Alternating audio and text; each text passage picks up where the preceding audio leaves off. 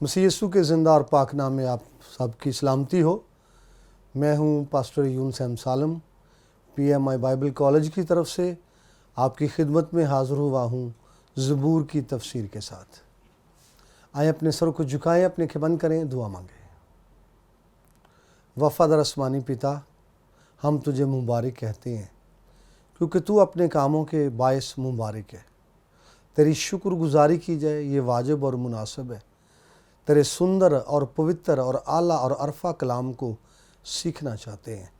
سامعین کو سننے کا فضل دے، مجھے بیان کرنے کا فضل دے، تاکہ سارا جلال، ساری عزت تجھے ملے۔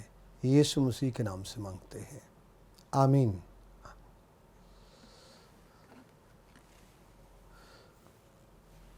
جی، گزشتہ پروگرام میں ہم بات کر رہے تھے زبور نمبر 3 کی پہلی آیت کے حوالے سے کہ زبور نویس کہتا ہے خداوند میرے ستانے والے کتنے بڑھ گئے۔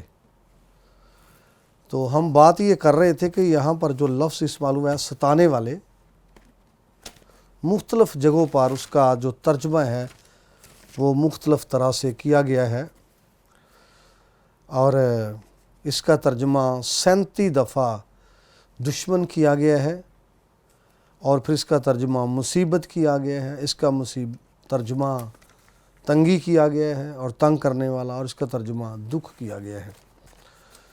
جب زبور نویس یہ کہہ رہا ہے کہ میرے ستانے والے بڑھ گئے، بے شک سیاق و سباق کی روشنی میں اس کے زبور کی جو تاریخی حوالے سے جب ہم بات کرتے ہیں یا اس کے سرنامے کے حوالے سے بات کرتے ہیں، یہ تعلق ابی سلوم کا اور داؤد کا ہے، اور جو وہ ستانے والے کہتا ہے وہ ابی سلوم کے حوالے سے یہاں پر وہ بات کر رہے ہیں۔ لیکن جب ہم اس لفظ کے میننگ کے حوالے سے بات کریں، اس جگہ پر جو عبرانی زبان کا لفظ استعمال ہوا ہے، اس کا تعلق مصیبت سے اور دکھ سے ہے اور پریشانی سے ہے۔ کہتا ہے میرے ستانے والے کتنے بڑھ گئے۔ تو لفظی طور پر بیماری ہو سکتی ہے جو ستانے والی ہے، غربت بھی ہو سکتی ہے، کیونکہ میں بات کر رہا تھا پچھلے پروگرام میں جو لفظ استعمال ہوا ہے ایڈورسری، جس کا ترجمہ دشمن یا حریف کیا جاتا ہے، تو اس کے اندر غربت کی سینس بھی موجود ہے، مفلسی کی سینس موجود ہے۔ لہٰذا ستانے کے حوالے سے غربت بھی آپ کو ستا سکتی ہے۔ اگر غربت آپ کو ستائے تو بھی اس کا حل خداوند کے پاس ہے۔ اگر بیماری آپ کو ستائے تو بھی اس کا حل خداوند کے پاس ہے۔ اگر انسان آپ کو ستائے یا دشمن آپ کو ستائے تو بھی اس کا حل خداوند کے پاس ہے۔ اگر بیگانے آپ کو ستائیں تو بھی خداوند ہی اس کا حل کرتا ہے، اور اگر اپنے ستائیں، گھر والے ستائیں، جن سے توقع ہی نہیں کہ وہ ستائیں گے، اگر وہ بھی ستائیں تو اس کا حل بھی خداوند کے پاس ہے۔ اور یہاں پر زبور نویس یہ کہہ رہا ہے کہ خداوند میرے ستانے والے کتنے بڑھ گئے۔ میں آپ کو بتانا چاہتا ہوں، ستانے والے جب بڑھ گئے ہیں تب خداوند پر ہی نگاہ کرنا ہے، اور وہی اس کا سدباب کر سکتا ہے۔ یہاں پر زبور نویس کی زندگی کا ہم جائزہ لے سکتے ہیں کہ وہ صاحب ایمان شخص ہے۔ اس کا ایمان کس قدر پختہ ہے کہ وہ مصیبت میں، پریشانی کے عالم میں اپنے خدا پر نگاہ لگائے ہوئے ہے، اور اپنے خدا کو دیکھتا ہے، اپنے خدا سے وہ بات کرتا ہے، اپنی مصیبت، اپنی پریشانی خدا سے وہ شیئر کرتا ہے۔ تو اس لیے وہ کہتا ہے میرے ستانے والے کتنے بڑھ گئے۔ اسی آیت کا دوسرا حصہ، جو میرے مخالف اٹھتے ہیں بہت ہے۔ زبور کے تعارف میں ہم نے عبرانی شاعری کی اقسام پر بات کی تھی۔ تو عبرانی شاعری کی اقسام میں پہلی قسم یہ تھی کہ جو بات شعر کے پہلے حصے میں کی جائے وہی بات شعر کے دوسرے حصے میں کی جاتی ہے۔ مفہوم قائم رہتا ہے مگر الفاظ تبدیل ہوتے ہیں۔ تو یہاں پر ایسا ہی ہے یہ پہلی آیت ایک شعر ہے، اے خداوند میرے ستانے والے بڑھ گئے، اور شعر کے دوسرے حصے میں ہے وہ جو میرے خلاف اٹھتے ہیں بہت ہیں۔ پہلے حصے میں ہے بڑھ گئے اور دوسرے حصے میں بہت ہے۔ پہلے حصے میں ہے ستانے والے اور دوسرے حصے میں خلاف اٹھنے والے، تو بات ایک ہی ہے۔ یہ شاعری کا سٹائل ہے کہ جو بات پہلے حصے میں کی جا رہی ہے وہی بات دوسرے حصے میں ہے، مفہوم قائم ہے، الفاظ کی تبدیلی ہے۔ یہ عبرانی شاعری کا سٹائل اور انداز ہے۔ اگر آپ نثر سے واقف ہیں تو نثر کے بھی کئی اصول ہیں۔ ان میں سے ایک اصول یہ ہے کہ آپ ایک بات کر رہے ہیں اور آپ نے ایک لفظ استعمال کیا ہے، نیکسٹ لائن میں آپ کو پھر وہی بات سینس دینا ہے یا وہی بات کرنا چاہتے ہیں، تو آپ الفاظ تبدیل کریں۔ بات وہی ہو، الفاظ تبدیل ہو۔ جیسے ہم ان کی وساطت سے آئے ہیں، فار ایگزامپل ان کے وسیلے سے آئے ہیں، ان کی معرفت یہاں پہنچے ہیں، ان کے طفیل یہاں آئے ہیں، اسی طرح سے بات وہی ہے لیکن الفاظ کی جو تبدیلی ہے یہ ضروری ہے۔ یہ نثر کا ایک اصول ہے۔ تو یہاں عبرانی شاعری کا یہ اصول ہے کہ جو بات شعر کے پہلے حصے میں ہے وہی بات دوسرے حصے میں ہے، مفہوم قائم ہے لیکن اس کی تبدیلی ہے۔ آیت نمبر 2، بہت سے میری جان کے بارے میں کہتے ہیں کہ خدا کی طرف سے اس کی کومک نہ ہوگی، اور اس کے آگے لفظ سیلا لکھا ہے۔ خدا کی طرف سے اس کی کومک نہ ہوگی، بہت سے کہتے ہیں۔ اس سے پیشتر کہ ہم آگے بڑھیں، یہاں مخالفوں کی بات ہے۔ مخالف یہ سوچ رہے ہیں، مخالفوں کا یہ بیان ہے، اور میں آپ کو بتانا چاہتا ہوں اگر پوری دنیا بھی آپ کے خلاف ہو جائے، زمانہ آپ کے خلاف ہو جائے، خداوند اگر آپ کے ساتھ کھڑا ہے، خداوند اگر آپ کی فیور میں ہے، خداوند اگر آپ کی پشت پناہی کر رہا ہے، تو کوئی آپ کا کچھ بھی نہیں بگاڑ سکتا۔ عام انسان مخالفت کرے یا صاحب اقتدار آپ کی مخالفت کرے، سادہ لوگ آپ کی مخالفت کریں یا صاحب حیثیت آپ کی مخالفت کرے، کوئی آپ کا کچھ نہیں بگاڑ سکتا اگر خدا آپ کی پشت پناہی کرتا ہے۔ کلام میں لکھا ہے کون ہمارا مخالف ہے۔ بڑی خوبصورت یہ بات ہے، جب خداوند ہمارے ساتھ ہے تو کون ہمارا مخالف ہے۔ اس کا مطلب یہ نہیں ہے کہ خداوند ساتھ ہے تو کوئی مخالف نہیں ہے، مخالف تو ہے، لیکن خداوند ساتھ ہے تو مخالف قائم نہیں رہ سکتا۔ خداوند ساتھ ہے تو مخالف جو ہے اس کا منصوبہ ناکام ہو جائے گا، اس کا منصوبہ فیل ہو جائے گا۔ آپ کو یاد ہے خدا کے لوگوں کے خلاف کئی مرتبہ پلان بنایا گیا، خدا کے لوگوں کے خلاف مصیبتوں نے سر اٹھایا، حالات نے سر اٹھایا، لیکن خداوند نے اپنے لوگوں کی پشت پناہی کی۔ دانیل کی کتاب میں 3 نوجوانوں کا ذکر ملے گا، ان کو چیلنج ہوا آگ کی بھٹی میں پھینکے جانے کا، مورتی کو سجدہ کریں، لیکن آپ کو یاد ہونا چاہیے انہوں نے بادشاہ کے چیلنج کو قبول کیا ہے، مورتی کو سجدہ نہیں کیا۔ اور آگ میں پھینکے گئے، کیا وہ جل گئے؟ نہیں۔ کیا وہ مر مٹے؟ بھئی نہیں۔ کیا ان کی پوشاک جل گئی؟ نہیں۔ بائبل تو یہاں تک کہتی ہے ان کی پوشاک سے جلنے کی بو نہیں آتی تھی۔ اور وہ اگر وہ سیو ہیں، اگر وہ محفوظ ہے، ان کو پروٹیکشن دینے والا زندہ خدا ہے۔ زندہ خدا، آسمان کا خدا ان کا پروٹیکٹر ہے۔ لوگ کہتے رہے اب یہ مر مٹے گا، لوگ سوچتے رہے اب یہ گیا، لوگ طرح طرح کی باتیں سوچ سکتے ہیں، لیکن آپ کا خدا اگر آپ کی پشت پناہی کرتا ہے آپ قائم رہیں گے۔ یہاں پر داؤد کے حوالے سے لوگ باتیں کرتے تھے، بہت سے میری جان کے بارے میں کہتے ہیں. بہت سے لوگ باتیں کر رہے تھے. بہت سے لوگ کہتے تھے کہ اب یہ قائم نہیں رہ سکتا. یہاں پر لفظ استعمال ہوا ہے جان. زبور بھی سے لفظ استعمال کیا ہے کہ میری جان. تو جان کے لیے عبرانی زبان کا لفظ جو استعمال ہوتا ہے وہ ہے نفش. میری جان نفشی. عبرانی زبان کا لفظ جو ہے وہ ہے نفش، جس کا اردو میں ترجمہ جان کیا جاتا ہے. عربی زبان کا لفظ ہے نفس، جس کا ترجمہ جان اور زندگی کیا جاتا ہے. انگلش میں زیادہ تر اس کا ترجمہ سول کیا جاتا ہے.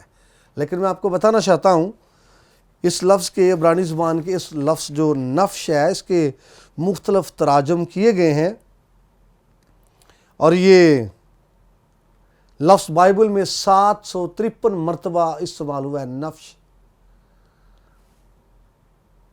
475 مرتبہ اس کا ترجمہ سول کیا گیا ہے. 117 مرتبہ اس کا ترجمہ لائف زندگی کیا گیا ہے، اور 29 مرتبہ اس کا ترجمہ پرسن کوئی شخص کیا گیا ہے. 15 مرتبہ اس کا ترجمہ مائنڈ ضمیر کیا گیا ہے، اور 15 مرتبہ اس کا ترجمہ ہارٹ دل کیا گیا ہے. 9 مرتبہ اس کا ترجمہ کریچر مخلوق کیا گیا ہے. 8 مرتبہ اس کا ترجمہ باڈی کیا گیا ہے، اور پھر 8 مرتبہ اس کا ترجمہ ہم سیلف کیا گیا ہے. یعنی جب وہ کہتے ہیں بہت سے میری جان کے بارے، تو اس کے اپنے کے بارے میں، داؤد کے بارے میں. جب وہ کہتا ہے میری جان کے بارے میں، اس کا مطلب ہے اس کی زندگی کے بارے میں، اس کی باڈی کے بارے میں. یہ لفظ بڑا وسیع ہے، اور یہ سارے جو معنی میں نے آپ کو دیے ہیں یہ رکھتا ہے. اور کیونکہ جان کا تعلق جو ہے یہ زندگی سے ہے. جان جو لفظ ہم پڑھتے ہیں اس سے مراد خون بھی ہے، کیونکہ خون میں زندگی ہے. بے شک عبرانی زبان میں جو لفظ جان کا ہے وہ نفش، اور خون کے لیے لفظ دام استعمال ہوتا ہے. لیکن اس سے مراد یہ ہے کہ جب تک زندگی ہے، جب تک جان ہے، تب تک زندگی ہے. اور خدا نے منع کیا تھا کہ تم جانوروں کا خون نہ کھانا، کیونکہ اس میں زندگی ہے. اور یہاں اگر وہ کہتا ہے میری جان کے بارے میں، تو اس سے مراد یہی کہتا ہے وہ میرے بارے میں. اس سے مراد یہی ہے وہ میری زندگی کے بارے میں.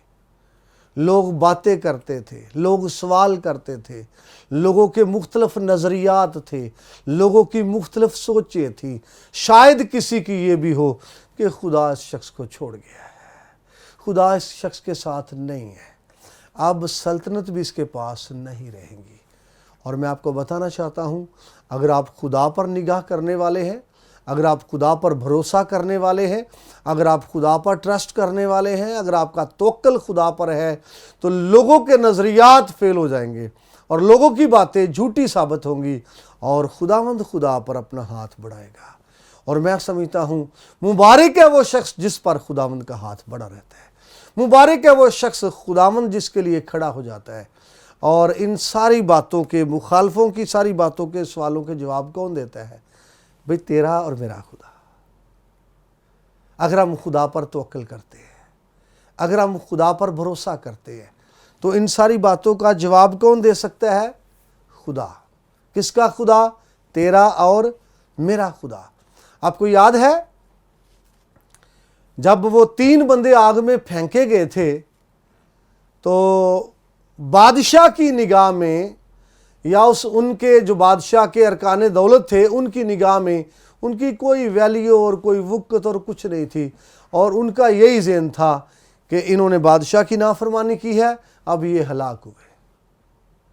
لیکن آپ کو یاد ہونا چاہیے کہ خداوند پر ٹرسٹ کرنے والے کبھی ہلاک نہیں ہوتے، آگ میں وہ قائم ہیں۔ اور آپ کو یاد ہونا چاہیے آستر ملکہ نے مردکی کے پاس یہ سندیسہ بھیجا کہ جاؤ اس سے کہہ دو لوگوں کو ساتھ لیں، سوسن کے لوگوں کو، اور روزے میں ٹھہریں اور دعا کریں۔ میں بھی اپنی سہیلیوں کے ساتھ دعا اور روزے میں وقت گزاروں گی، اور اس کے بعد میں بادشاہ کے پاس جاؤں گی جو آئین کے خلاف ہے۔ اگر ہلاک ہوئی تو ہوئی۔ دیکھیں پہلے آستر نے دعا کی ہے اور روزے میں وقت گزارا ہے۔ بھئی جب دعا کی ہے اور روزے میں وقت گزارا ہے، اس کا یہی ہے کہ اس نے خدا پر توکل کیا ہے، اس نے خدا پر بھروسہ کیا ہے، اور اس کو یہ اس بات پہ اس کا ٹرسٹ ہے کہ میری مصیبت یا میری قوم کی مصیبت اگر اس کو ریموو کر سکتا ہے تو وہ آسمان کا خدا ہے۔ اس لیے دعا میں اور روزے میں وہ ہے۔ اور آپ کو یاد ہونا چاہیے دعا اور روزہ کرنے کے بعد جب وہ بادشاہ کے کچہری میں گئی ہے، اس کے دربار میں گئی ہے، تو یہ بڑا مشکل تھا جانا، کیونکہ قانون یہ تھا کہ بن بلائے کوئی نہیں جا سکتا، اگر کوئی جائے گا تو اس کے لیے ہلاکت ہے، موت ہے۔ تو آستر نے کہا میں جاؤں گی، اگر ہلاک ہوئی تو ہوئی۔ تو آپ کو یاد ہونا چاہیے جو ہی آستر گئی ہے، بادشاہ نے سونے کا عصا اس کی طرف بڑھا دیا، اور آستر نے اس عصا کو چھو لیا ہے۔ اور آپ کو یاد ہونا چاہیے بادشاہ نے کہا ہاں تیری درخواست ہے، تیری درخواست کیا ہے، مانگ تجھے دیا جائے گا۔ اور میں آپ کو بتانا چاہتا ہوں جب کوئی خدا پر ٹرسٹ کرتا ہے تو موت زندگی میں تبدیل ہو جاتی ہے۔ جب کوئی خدا پر نگاہ کرتا ہے تو یقیناً اس کی درخواست پر غور کیا جاتا ہے۔ جب کوئی خدا پر نگاہ کرتا ہے تو اس کے مخالفوں کا منہ بند ہو جاتا ہے۔ جب کوئی خدا پر نگاہ کرتا ہے تو جو گڑھا دشمن کھودتا ہے خدا کے لوگوں کے لیے، دشمن ہی اسی میں گر پڑتا ہے، گڑھا کھودنے والا اسی میں گر پڑتا ہے۔ اس سٹوری میں آپ کو یاد ہوگا، بات تو لمبی ہو رہی ہے لیکن آپ کو یاد ہوگا کہ حمان نے 50 ہاتھ اونچی سولی بنوائی تھی مردکی کے لیے، اور اس سولی پر کون چڑھا تھا؟ آپ کو یاد ہونا چاہیے بھائی حمان۔ بنوائی اس نے مردکی کے لیے ہے، لیکن وہی سولی پر چڑھا ہے جس نے بنوائی ہے۔ تو خدا جو ہے، جو اس پر توکل کرتے ہیں، جو اس پر نگاہ کرتے ہیں، ان کی پشت پناہی کرتا ہے، ان کو پروٹیکشن دیتا ہے، ان کا خیال کرتا ہے اور ان کا تحفظ دیتا ہے۔ اور میں آپ کو بتانا چاہتا ہوں بے شک انسان آپ کا سہارا بن سکتے ہیں، انسان آپ کی مدد کر سکتے ہیں، لیکن ہو سکتا ہے کئی ایسے مسائل ہوں جن کے بارے میں انسان یہ کہے سوری بردر، یہ میری رینج سے باہر ہے، سوری بردر، یہ میری رسائی یہاں تک نہیں ہے، میں یہ آپ کا میٹر حل نہیں کر سکتا۔ لیکن کوئی بھی معاملہ آپ خدا تک لے جائیں گے، خداوند آپ کے لیے کھڑا ہوگا اور دشمن کا منہ بند کرے گا۔ خداوند کھڑا ہوگا اور آپ کو جواب دے گا، اور دشمن کے منصوبوں کو وہ کیا کر سکتا ہے؟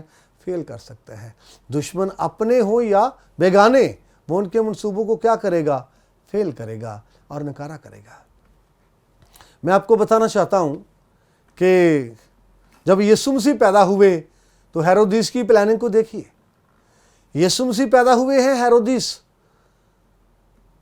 کو جب خبر ملی ہے کہ کوئی بادشاہ پیدا ہوا ہے تو وہ نہیں چاہتا کہ میرے مد مقابل کوئی اور شخص آئے، میرے سامنے کوئی اور کھڑا ہو، تو اس نے کوشش کی ہے کہ یسوع مسیح کسی نہ کسی طرح سے قتل ہو جائے۔ آپ کو یاد ہے کہ اس نے بچوں کو قتل کروایا، 2 سال کے بچوں کو قتل کروایا، چھوٹی عمر کے بچوں کو قتل کروایا، تاکہ جو بادشاہ پیدا ہوا وہ بھی ختم ہو جائے۔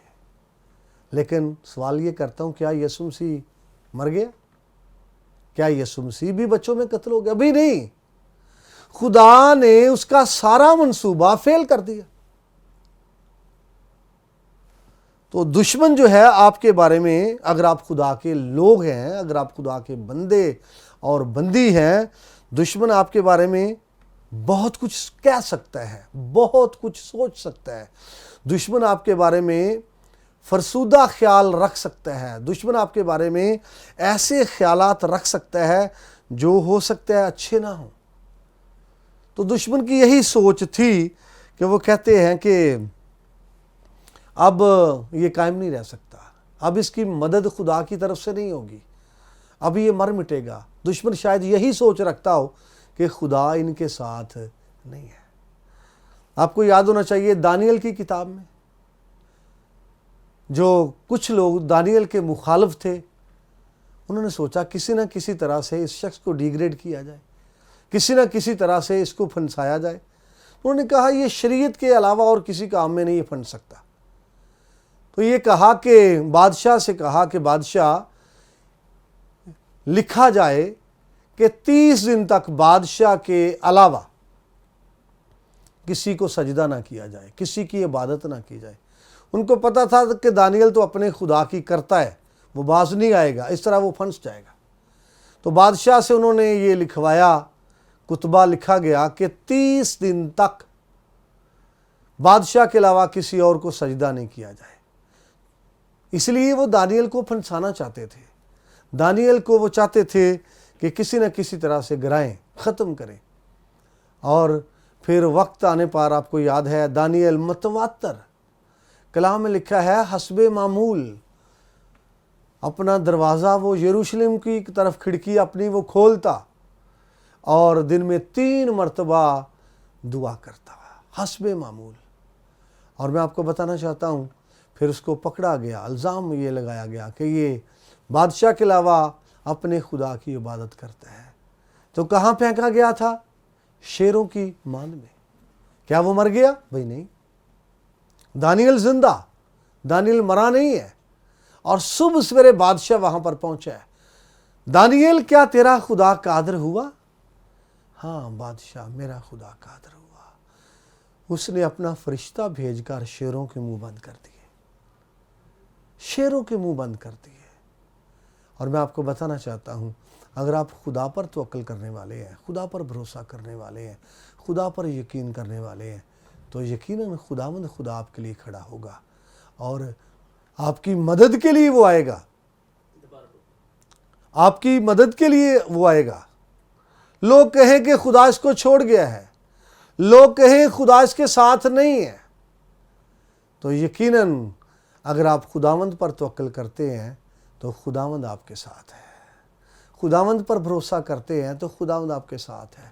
اور جو باتیں مخالف کرتے ہیں میں آپ کو بتانا چاہتا ہوں ان باتوں کو بھی خدا سن رہا ہوتا ہے، اور ان باتوں کی وجہ سے خدا جو ہے وہ جواب دیتا ہے دشمنوں کا، ان باتوں کا جواب دے کر خدا دشمنوں کا منہ بند کرتا ہے۔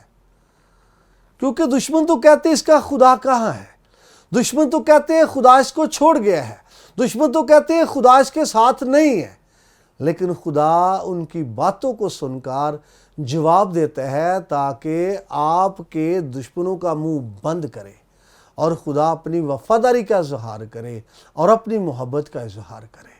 جب خدا دشمنوں کا منہ بند کرتا ہے اور آپ کی سوالوں کا جواب دیتا ہے تو یہ خداوند کی وفاداری اور خداوند کی محبت کا ثبوت ہے۔ یہاں وقت ہو رہا ہے پروگرام کے ختم ہونے کا، تو باقی باتیں نیکسٹ پروگرام میں ہوں گی۔ میں آپ سے اجازت چاہتا ہوں، آئے اپنے سروں کو جھکائیں، اپنی آنکھیں بند کریں، دعا مانگیں۔